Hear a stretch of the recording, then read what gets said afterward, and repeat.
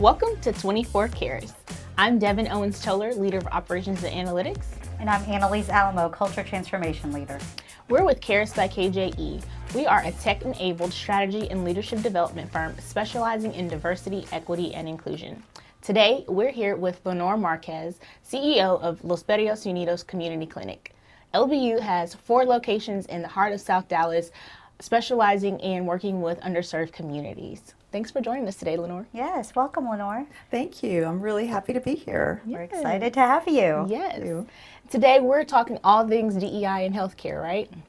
So we're going to jump right on in. So LBU started in West Dallas in 1971 in a portable building to serve disenfranchised populations, not receiving economic and social services due to language barriers and cultural differences. How has LBU expanded the population you serve today? Well, Los Barrios Unidos Community Clinic was founded by the residents of the community.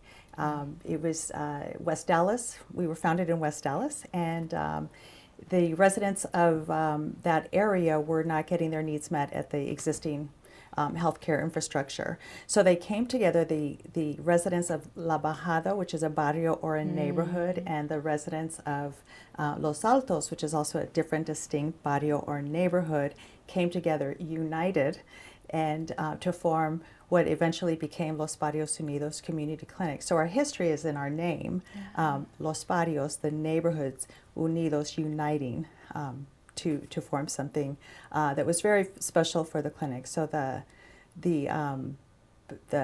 name Los Barrios Unidos instills a lot of pride in the area's residents. Nice. Can you talk a little bit about, I think maybe a year or so ago, you all went through kind of a rebrand, the logo, colors, and everything. Could you talk a little bit about that? We did. Like I said, it was our name pretty much describes a lot of our history, the barrios coming together. But over the years, and as the neighborhoods changed, as we went into new markets, we knew that we probably had to look at a name change.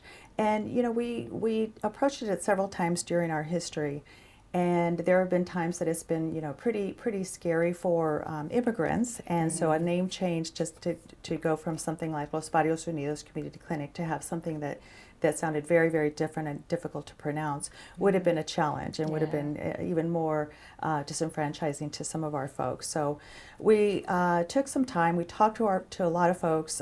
We had focus groups. We talked to patients. We talked to people that were potentially patients, had never been to the clinic. We talked to community leaders. And this was all with the help of a marketing firm, a market research firm. And the perception was that Los Barrios Unidos Community Clinic was a high quality, a good clinic, but that's where the Latinos go. That's for Latinos. That's a good clinic, but it's not for us. It's for Hispanics, right? And so all of our efforts were, well, no, we want to welcome all. In fact, we changed our mission statement to literally have the phrase, we welcome all. Some of our collateral had people of all ethnic backgrounds. But it really took having a name that was more inclusive. So with the result of all of the research and the focus groups and the talking with folks, talking with community leaders, talking with founders, we landed on LBU Community Clinic, and that the new name has suited us well, and the new logo has playing very well. Yeah, it does. Thank you. That's awesome. Yeah. So what is your definition of health inequity? Health inequity. Health equity means that everyone's got a chance to be healthy. Health inequity, it's almost easier to describe that, quite frankly. When you think of inequity, you think of how different certain populations are. For example, if you live in a neighborhood that's got terrible housing, or if you're living in poverty, if you're really living not just paycheck to paycheck, but job to job. You may not get the next job, or it's a kind of job that pays cash, and maybe it's a kind of thing where it's just not regular. All of those things could potentially impact your health status. Here in Dallas, the zip code is almost a better predictor than anything else on your health status, and there are zip codes where the life expectancy, the average life expectancy is 20 years shorter than other areas. Wow. And that's profound. That's probably the best illustration of health inequity that I can think of. Yeah. Wow. Yeah. Wow, that's amazing. Like by zip code, Yeah. Yes. you can really tell Yes. that's prominent. And the work that you do is obviously very impactful to the communities. So really appreciate that from that perspective. You know, a lot of us have families that maybe have come from, you know, similar backgrounds and things like that. Yes. And the fact that with the rebranding and the name change, I think it's amazing that, you know, it's being inclusive in the health space, which is truly needed, as you said, for certain pockets of the population. So that's awesome. But 88% of the patients you serve are Hispanic descent, as you said, as the name and all of that. How does LBU help to mitigate health inequities for the Hispanic population in Dallas? Well, we literally speak their language, so that's a big part of it. We are probably a good 2/3 of the patients, even though 88% are of Latino background, probably about 2/3, not every single one of them speak only Spanish, but a good 2/3 are more comfortable speaking Spanish than English. I would say that, you know, when the chips are down, when you're not feeling well, you really want to be able to communicate in the language that you're comfortable with, and it's very comforting for our patients to hear their mother tongue, to be able to describe their pain, their condition in Spanish, and it's in a way that that our healthcare providers can understand. But I will say, language isn't everything. Just speaking beautiful, perfect Spanish is not everything. If we don't get our patients, if we don't understand, just like and that's in any language, right? If your physician, your healthcare team doesn't get you, you are not going to feel comfortable. That might be a single visit. Yeah. It's the same with the working poor. We risk alienating them if we don't understand where they come from and what they're about. An example is, you know, we're very family oriented as Latinos, and we're very respectful of authority. We're very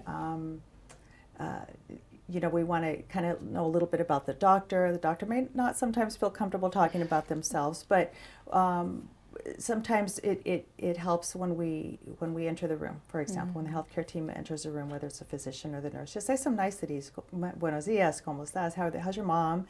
And how are the kids? Oh my gosh, can I see the picture of the baby again? You know, that kind of thing. Just kind of the niceties.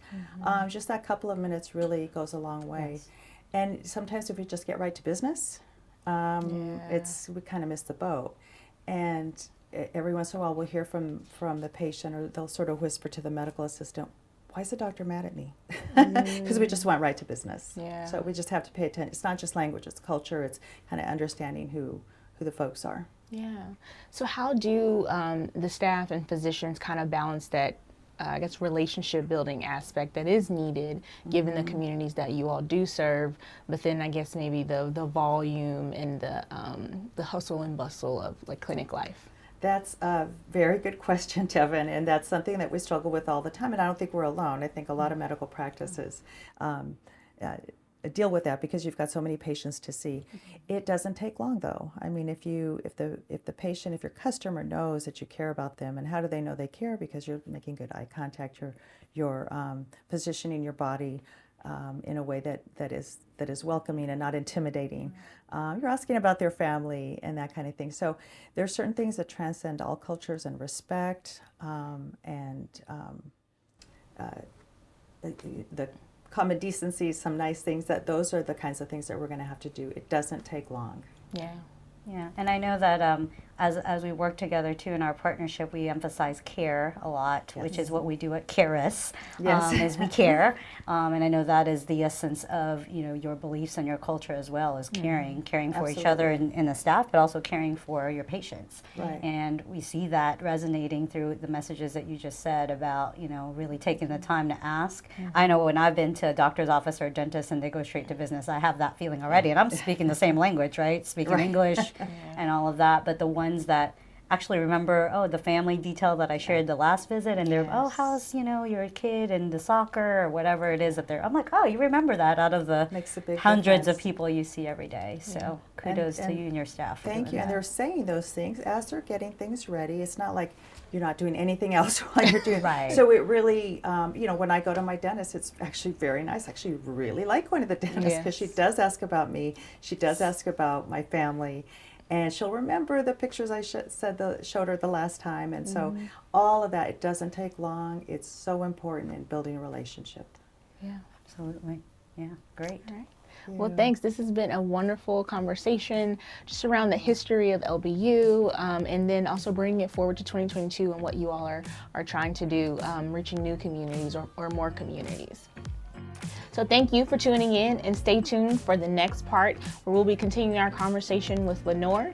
This is 24 Carats, where we help you live a 24/7 commitment to DEI 365 days of the year.